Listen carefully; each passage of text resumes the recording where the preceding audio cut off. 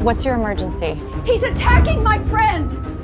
He's tearing her apart! Please, hurry! Where are you located? At my friend's house! He's hurting her badly! Oh my God, please send help right now! Stay calm, help is on the way. Are you safe? I'm scared, please, someone come quickly! He's still attacking her! Keep the line open. Emergency responders are close. Try to stay safe and keep your distance. Sometimes the illusion of safety feels absolute, a firm belief that your home is a fortress where love shields you from every threat. Imagine waking up every day certain that those you cherish are secure, that danger exists only beyond your doorstep. This comforting certainty forms the foundation of our lives, the invisible armor we rely on to face the world.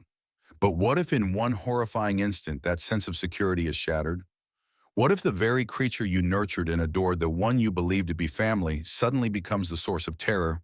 Not a stranger lurking in the dark, but a familiar presence, a living being you welcomed into your most private spaces.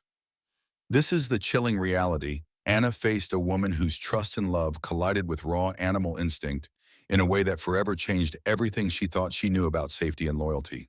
Anna's story is not just about a tragic attack.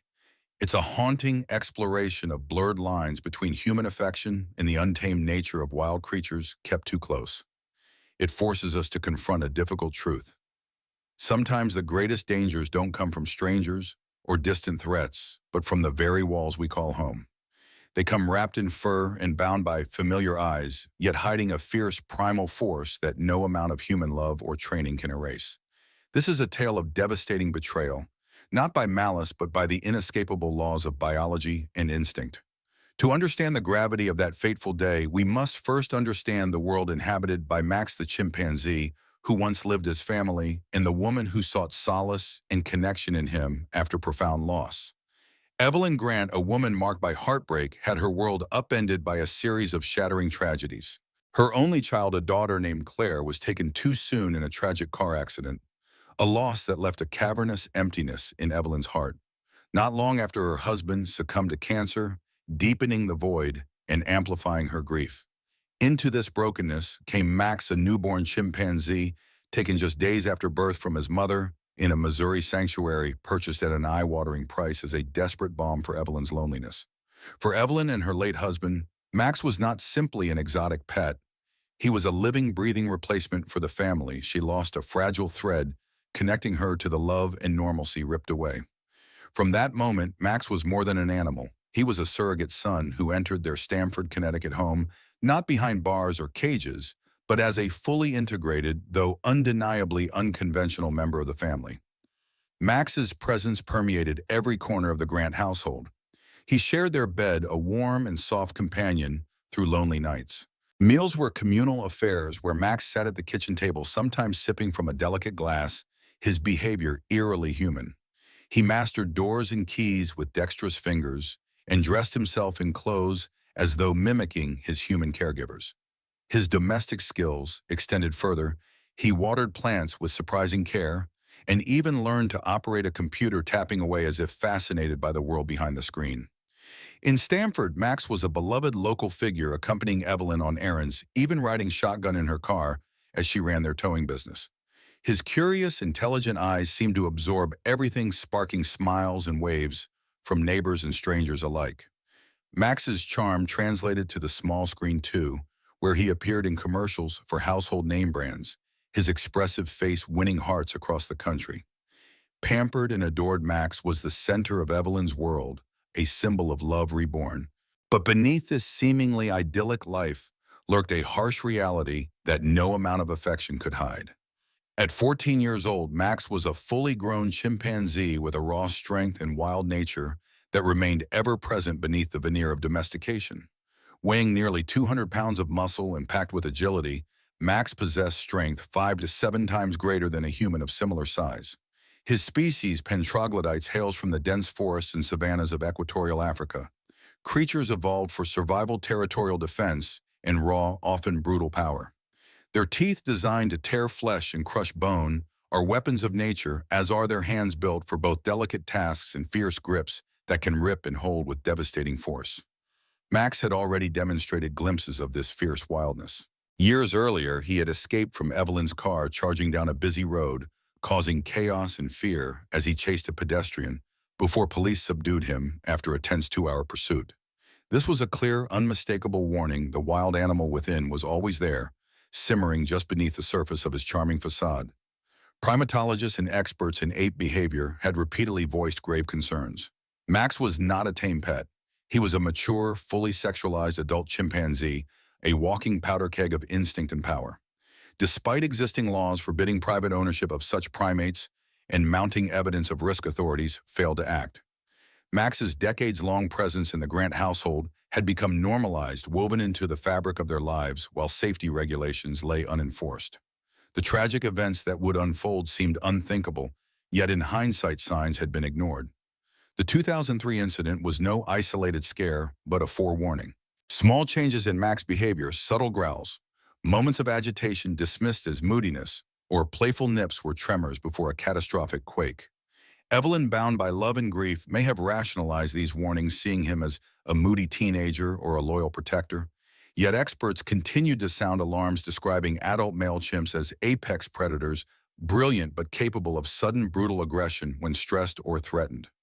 The sanctuary that Evelyn had built around Max was quietly transforming into a pressure cooker of dangerous tension, and the boundary between love and primal instinct was becoming fatally blurred. The lines that separated Max's wild nature from the human world grew thinner every day, stretched until they almost snapped. Any safety rules that might have been in place faded away, held together only by Evelyn's belief that Max was gentle. Maybe a gate was left open more than it should have been. Maybe the steady routines that kept Max calm were broken here and there. But most of all, Evelyn's grief and need for Max blinded her to changes in his behavior that others would have found alarming. Animal control officers whispered warnings about this unusual pet, but laws meant to protect people and animals were ignored or not enforced. Max was allowed to stay because of a loophole, one that would soon bring heartbreak and pain beyond imagining. The comfortable idea that Max was just a big, harmless baby began to crack, revealing the wild strength hidden beneath his fur. The final disaster didn't explode suddenly, but crept closer step by step, with every warning ignored, bringing them closer to disaster. Then on a cold Monday morning in February 2009, everything came crashing down. The winter air was sharp and biting in Stamford, Connecticut, as Anna arrived at Evelyn's house expecting an ordinary day. She was a trusted friend and employee, unaware that by nightfall her life would be forever shattered. Evelyn noticed Max acting strange after lunch, his usual playful spirit replaced by restless energy and a growing tension. Something had triggered an instinct long buried deep inside Max, and Evelyn grew uneasy. Trying to calm him, Evelyn gave Max a strong tranquilizer, Xanax, mixed into his tea, a drug meant for humans, but now given to a 200-pound chimpanzee. Its effects were unknown and might have made Max more confused or angry. Later that afternoon, Max escaped his enclosure and moved through the house with a cold purpose. Panicked, Evelyn called Anna for help. Anna thought it would be a simple task to bring Max back inside.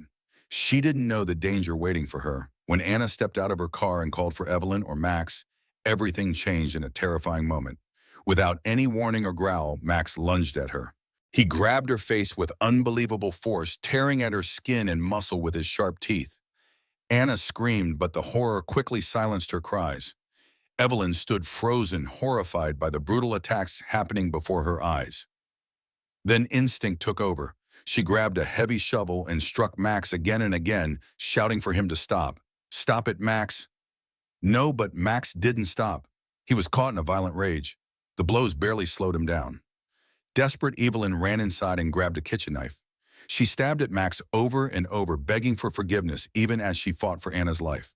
But the knife was no match for the chimp's thick skin and anger. Instead of stopping, Max's attack only grew fiercer. Anna's screams faded into weak whimpers. Blood soaked the driveway in a nightmare no one could imagine. Shaken and trembling, Evelyn stumbled back inside and called 911, her voice barely more than a whisper, as she tried to explain what was happening. "He's tearing her apart. He's eating her face. Please help!" Within minutes, sirens wailed as police raced to the house, completely unprepared for what they would find. Officer Frank Shafari, a veteran cop, couldn't believe his eyes. A chimpanzee. This can't be real. Max saw the flashing lights and police as threats. Furious, he attacked the patrol cars, smashing mirrors and pounding the doors with fists and teeth. Trapped inside, Officer Shafari faced pure savage aggression. "He's coming through! He's going to kill me!" the officer thought, his heart racing. With no other choice, Officer Shafari fired 4 shots. Each bullet hit Max, who screamed in pain and stumbled back into the house, his home, his sanctuary, collapsing on his bed where he once slept beside Evelyn. The powerful chimpanzee's rampage ended there, bleeding out from his wounds. While police secured the scene, paramedics rushed to Anna Nash, confronting a living nightmare beyond words. Witnesses later described the shock and horror of that day, a tragedy born from love loss, and the dangerous illusion that a wild animal could be tamed inside a home. The air hung thick and heavy, carrying the sharp metallic scent of blood, mingled with a chilling silence, the kind that follows moments of unspeakable violence. In those first frantic hours, time blurred into chaos as doctors raced against every second to save Anna Nash's life. At Stamford Hospital and later at the Cleveland Clinic, medical teams confronted injuries so severe, so unlike anything they had ever seen, it felt almost unreal. Anna's face was shattered beyond recognition, her eyelids torn away, her nose and lips, gone the delicate bones of her mid-face destroyed in a brutal, merciless attack. Most of her fingers had been severed, lost in the savage assault. And perhaps the cruelest blow of all, Anna was left permanently blind, robbed of the simple yet profound gift of sight. The faces of her loved ones vanished forever into darkness. Surgeons worked tirelessly, spending countless hours piecing together fragments of bone, meticulously reattaching her jaw in a painstaking attempt to restore even a hint of normalcy. They painstakingly removed chimpanzee hair and fragments of teeth embedded deep in her flesh, a haunting reminder of the violent intimacy of the attack. Anna's journey toward healing would stretch on for years, marked by excruciating pain, endless surgeries, and an overwhelming psychological weight. In the years that followed, she became a pioneer of experimental medicine, undergoing groundbreaking full-face and double-hand transplants, offering her a new, unfamiliar face and hands fragile symbols of hope amid devastation. Though complications later forced the removal of the transplanted hands, Anna's struggle was far from over. News of the attack sent shockwaves across the nation, igniting fierce debates about the ethics and laws surrounding private ownership of exotic animals. How could such a powerful wild creature be kept in a suburban home? Why were warnings ignored? Voices from animal rights groups, lawmakers, and everyday people rose in outrage and concern, demanding stricter laws and outright bans on keeping wild animals as pets. The tragedy became a grim warning, a devastating case study on the deadly consequences when the boundaries between wild and domestic are ignored. Evelyn Grant, the woman who had loved Max's family, was left broken beyond repair. Already grieving years of profound loss, Evelyn now faced the unbearable death of the creature she saw as her last connection to love. Max was gone, killed by the very authorities who had rushed to save Anna, whose life was forever changed. Just over a year later, Evelyn herself passed away from a ruptured aortic aneurysm. Her attorney spoke openly about the heartbreak she carried, the loss of her family, and finally the violent end of Max. The attack had not only destroyed Anna's face, it had shattered Evelyn's will to live. Against all odds, Anna survived. She emerged as a powerful, if reluctant, advocate, using her own disfigurement and blindness as a haunting symbol of the dangers of exotic pet ownership. She spoke out with courage, calling for stronger laws and public awareness. Her life, forever marked by that day of horror, stands as a testament both to human resilience and to the irreversible consequences of trying to tame what should remain wild. This was no isolated tragedy. It was a lesson written in blood and tears about the true nature of the wild and our place within it. The story of Anna Nash and Max the chimpanzee serves as a chilling modern fable, a stark reminder that no amount of love can erase instinct. Affection, no matter how deep, cannot undo the fundamental wildness that defines an animal. We often try to control, to domesticate, to fold nature into our neat, orderly lives. But some lines are meant to be uncrossed. Behind those intelligent eyes, behind human-like gestures, lies a raw, unpredictable power. And when that power bursts free, the results are not just tragic, they are horrific and permanent. Anna Nash lives on as a living testament to that truth, whispered cold and clear. Through the depths of her pain, the wild can never truly be owned. It can only be held at bay, and sometimes it breaks free. When it does, there is only horror.